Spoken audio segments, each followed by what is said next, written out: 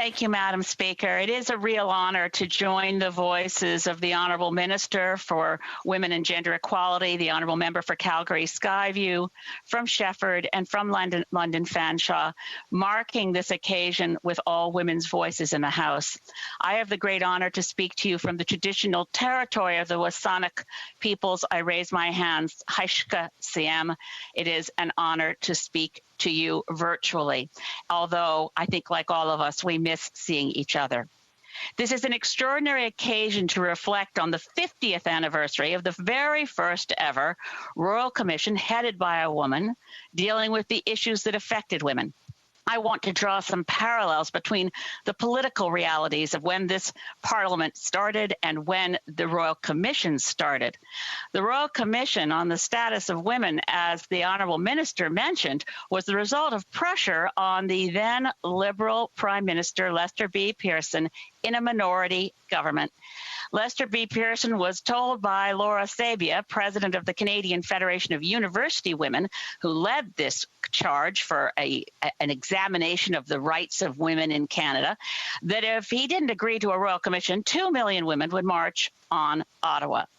Well, there are remarkable women feminists in this story, and one of them needs to be mentioned again, as the Honourable Minister mentioned, one woman Member of Parliament, only one in 1967, but a formidable feminist, Judy LaMarche. She was also in the cabinet of Lester B. Pearson. She'd been part of the extraordinary efforts of that minority Liberal government with strong NDP pressure that brought in universal health care, brought in the Canada Pension Plan, brought in unemployment insurance. In other words, a time of transformational change in our society. One woman MP.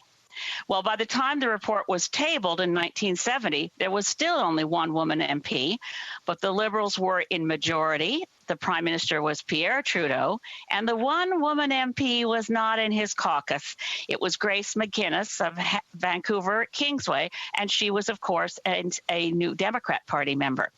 So they lost the opportunity to have a woman in cabinet to do anything with these recommendations.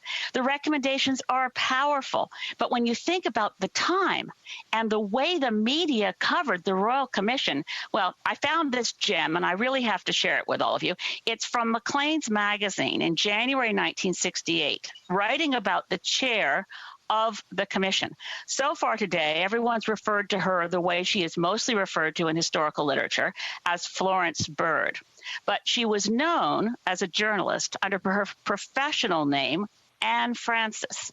So here we go. In January 1968, Maclean's magazine wrote, quote, "Above all, Anne Francis is not a feminist, not one of the new suffragettes who lobbied the Liberal government until it finally appointed a Royal Commission on the Status of Women with Anne Francis as chairman." I'm not mispronouncing it. That's what they wrote, as chairman.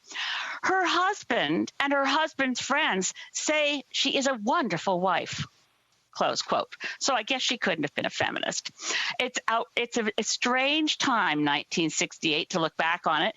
The Toronto Star and Le Devoir decided to collect public opinion about the status of women, publishing its surveys to only have responses from men. The majority of men responding to the survey in the Toronto Star said a woman's place is in the home.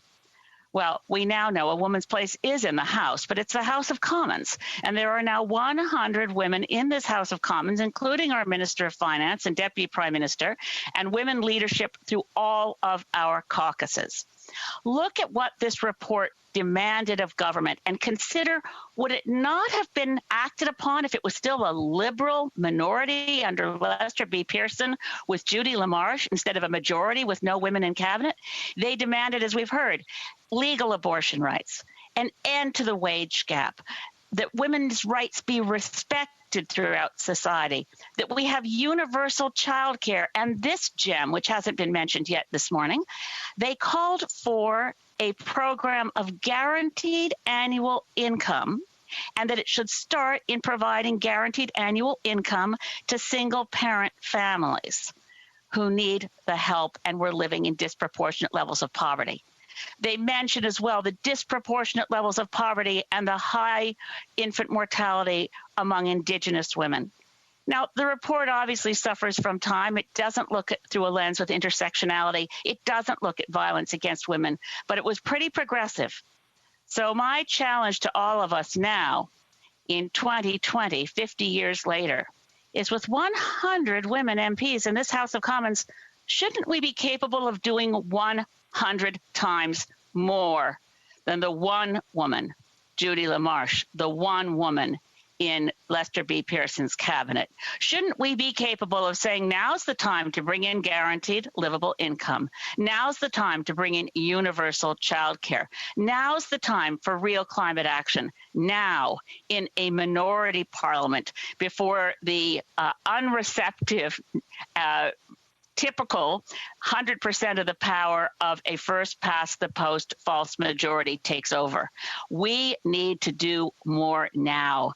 And in memory of all those wonderful feminists, Florence Bird and her professional name, Anne Francis, Laura Sabia, Judy LaMarche, Grace McInnes, in the name of all the women who've gone before us with so much less at their disposal to push for change, let's do more now. Let's finish the job the Royal Commission started 50 years ago. Thank you, Madam Speaker.